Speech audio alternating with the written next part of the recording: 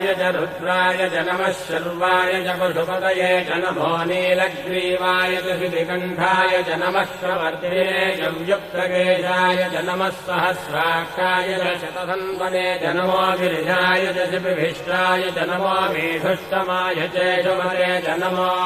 ह्रस्वाय च वामनाय च नमो बृहते च वर्षीयते च नमो वृद्धाय च संवृद्धने च नमो अग्र्याय च प्रथमाय च नम आशवे जिराय च नमः शीघ्रियाय च शीघ्राय च नम ऊन्याय चावस्रन्याय च नमः स्रोतस्याय च दीप्याय च नमो